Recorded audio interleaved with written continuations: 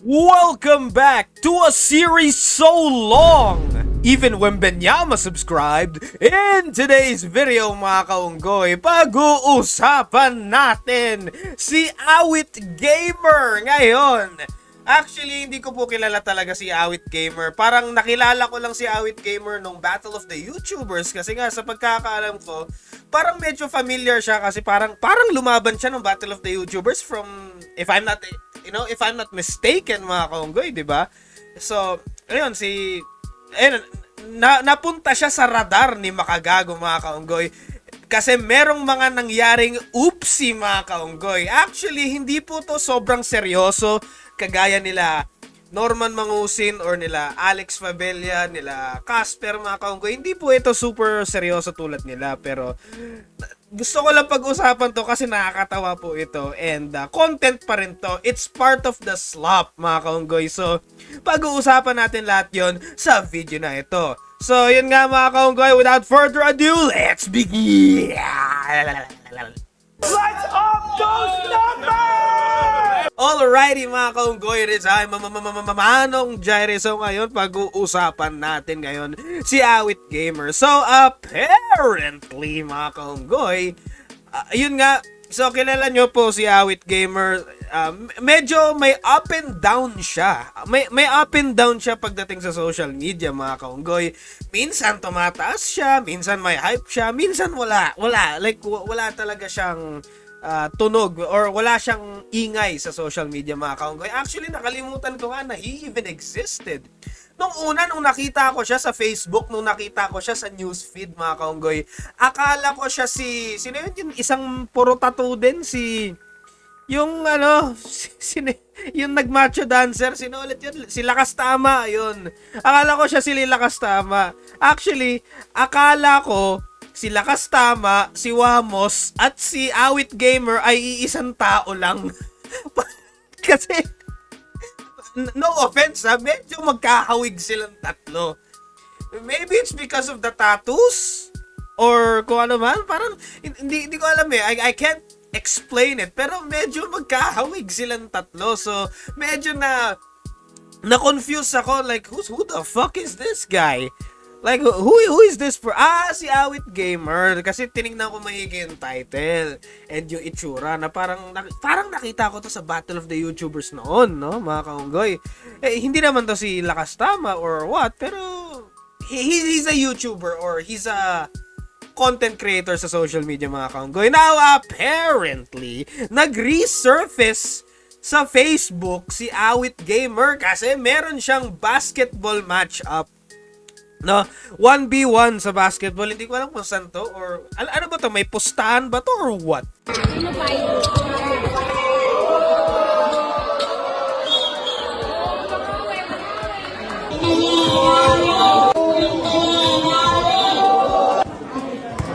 Okay, may 50,000 pesos na pustahan sila. So, syempre, alam nyo naman, like, di ba? If may experience kayo sa basketball sa mga liga or basketball kalye or 1v1 na basketball tapos yun nga yung hindi official game mga kaunggoy, no? So, lalo na pustahan, di ba? Lalo na pustahan. So, kung nakaka-experience na kayo sa mga gantong atmosphere sa basketball mga kaunggoy, hindi nyo may iwasan yung pikunan at yung initan talaga. Kasi syempre, basketball game, pisikalan, minsan pag nalalamangan ka na ng kalaban or hirap ka makascore or masyadong tight yung defense mga kaunggoy, hindi natin naiiwasan namin. Minsan medyo naiinis talaga tayo, di ba? So, it's part of the game. Ngayon, syempre, nagkakainitan. It's how you act on those feelings is, yun yung nagmamatter.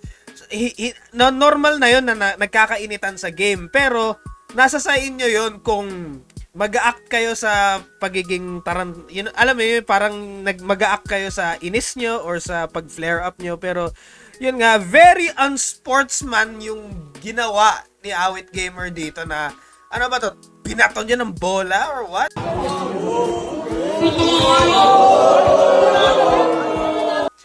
No? Actually, di ko alam kung may foul dito. Like, comment down below nga kayo sa mga basketball basketball experts dyan, may foul ba dito? Or like defensive foul ba to kaya nainis si Awit Gamer or what? Or talagang siraulo lang talaga si Awit Gamer at binato niya ng bola mga kaunggoy, tapos yun nga nagkainitan, tapos lumabas yung katropa ni Awit Gamer, tapos ayun nga sinampal yung tropa ni Awit Gamer mga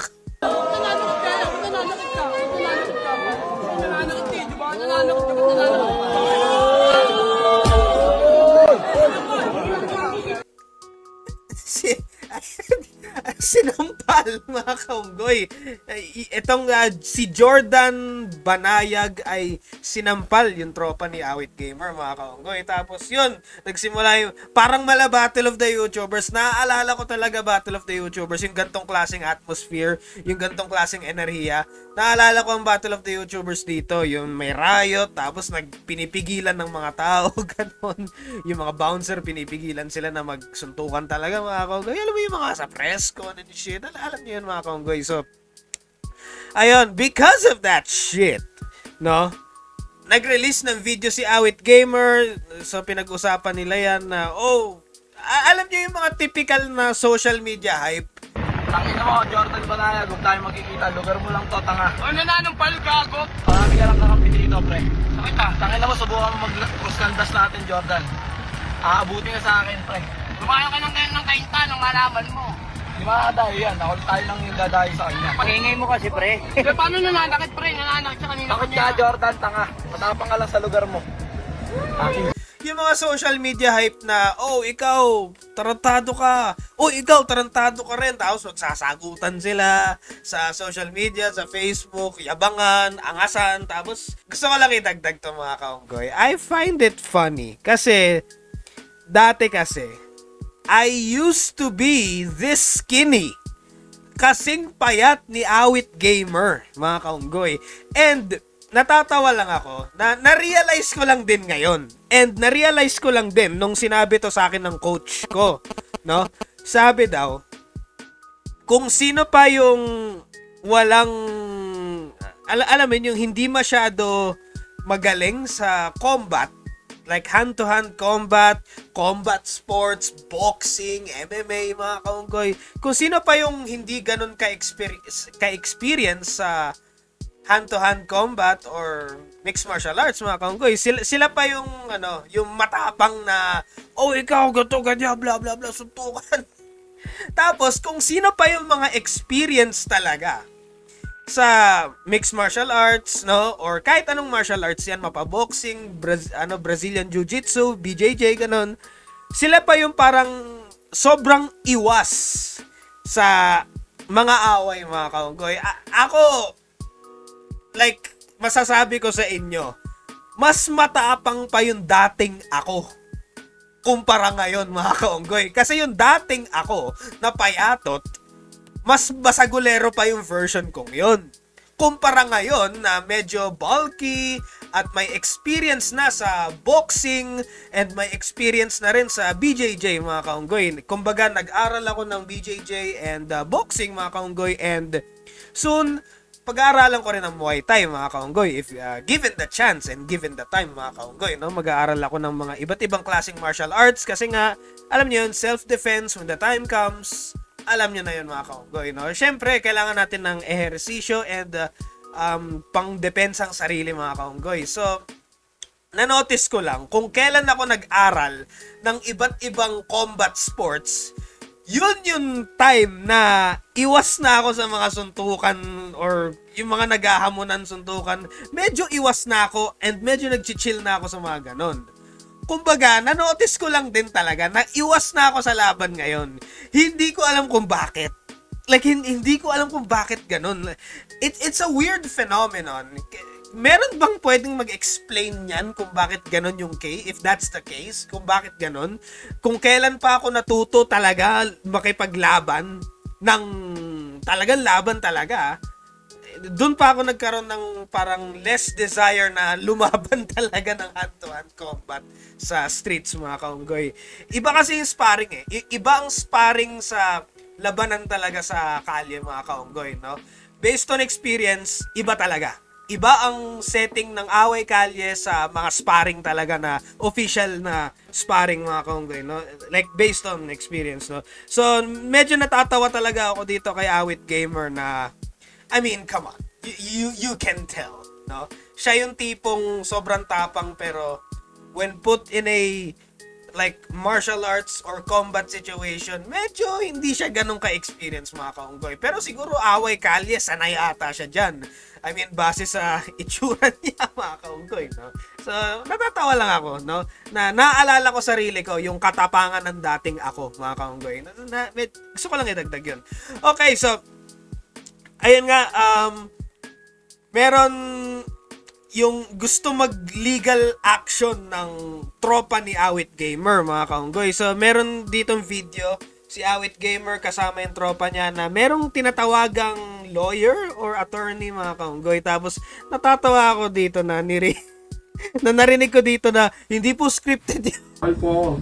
Kausap mo? Yeah, attorney. Ha? Yeah, attorney. Hindi, dito po si Awit, tatanong ko sino kausap ko. Opo, sinakpal po ako eh. Hindi po scripted yun. Totoo po yung mga nangyari. Yo! Sinabi ba talaga, hindi po scripted yun? Parang no? Parang minimake sure niya na, uy, hindi to scripted ha. Baka isipin mo, scripted base sa reputasyon namin, no? Hindi po scripted to. Like, real shit to. Real talaga na may physical injury, mga kaunggoy. So, nakakatawa talaga. Like, nakakatawa na mention pa yun. Minention sa lawyer. Parang, hindi talaga scripted na para pinapaalala. Okay, so, according to Makagago, kinall out ni Makagago etong shit na to, yung nangyayari kay yung nangyayari kay Awit Gamer, mga kaunggoy. And here's what Makagago said. I don't know, mga kahobro ko. Pero bakit ganun? Para sa akin, scripted ho ito, mga kahobro ko. Isang malaking scripted ho ito. Pero syempre, kahit papano, as you can see, medyo na-again ho ng konting traction si Awit. Alam naman natin, mga kahobro ko, na itong si Awit Gamer, no, ay naging kaibigan ko rin naman talaga, no. Pero ano daw to? Scripted daw to, sabi niya. According to his video, sinabi niya scripted daw to. And kino-compare niya ito sa old school battle of the YouTubers. kasi yung mga ganyang kaganapan, baka hindi na umeepekto o baka hindi na umepekto sa panahon ngayon, no? Sa panahon pa natin yan noon, sa Battle of the YouTubers, pwede yan bilang hype. Pero wag mo na sigurong isa puso o gawin pa kung ang pakay mo ay magkaroon ka ng maraming followers o ng maraming magre-register sa iyong pinopromote na sugal. Kasi hindi to magwo-work. Alam mo naman, di ba? Which, by the way, nakakamiss talaga. Actually, ito alam mo yun, parang low-key nakakamiss ang Battle of the YouTubers. I mean, we need another Battle of the YouTubers, right? Kasi ang daming mga social media beef ngayon, ang daming mga matatapang sa social media, mga kaunggoy, alam mo yung mga call-outs, trash talkan, mga kaunggoy, and I gotta say, sana magkaroon ng bagong Battle of the YouTubers talaga. Hopefully, magkaroon talaga ng, like, I really want Battle of the YouTubers to return, mga kaunggoy, no? And hopefully, magkaroon talaga ng Battle of the YouTubers and lahat ng mga social media beefs, isettle lahat sa ring. Isettle lahat, either MMA or boxing, mga kaunggoy. Kasi yun talaga, entertainment. Yun talaga, like, maganda, no? Like, it's not a waste of time, mga kaunggoy. Yun talaga yung maganda, no? So, yun nga, ako ang opinion ko lang, mas okay pa yun, mas entertaining yung Battle of the YouTubers noon. Like, the way they handle yung mga social media beef and drama, I think that's the way to go, mga kaunggoy. Alright? I think that's the best way to go imbis na yung mga ganito, mga kaunggoy. Mas okay yun. Alright? And, ayun nga, the bottom line here is, grabe, na-notice ko lang na nakakamiss pala yung Battle of the YouTubers, no? Kahit from minsan ang cringe, kahit minsan parang nakaka-umay ang Battle of the YouTubers, parang na-notice ko lang na nakakamiss din pala, no? You never know how good it was until it's gone. Type of shit. No? Na-notice ko lang, like, nung time na hype talaga Battle of the YouTubers, parang sinasabi natin, cringe, ganto ganyan. Ang baduy, ganto ganyan. Pero once na nawala na yung Battle of the YouTubers, grabe no, nakakamiss pala. So, gusto ko lang sabihin yun, and hopefully, merong bilyonaryo dyan, or milyonaryo, or trilyonaryo katulad ni Norman Mangusin na mag-invest. Imagine nyo, plot twist yun mga kaunggoy sa Legendary Series. Plot twist kung halimbawa lang si Norman Mangusin biglang lalabas na trilyonaryo pala siya, no? Tapos siya pala gumawa ng bagong Battle of the YouTubers, no, mga kaunggoy. And ayun lang naman. What are your thoughts on all this? Like, put in the comments below and let me know, mga kaunggoy. Ano masasabi nyo kay Awit Gamer? And that's the bottom line, because Manong Jare said so. Alright, I gotta head out.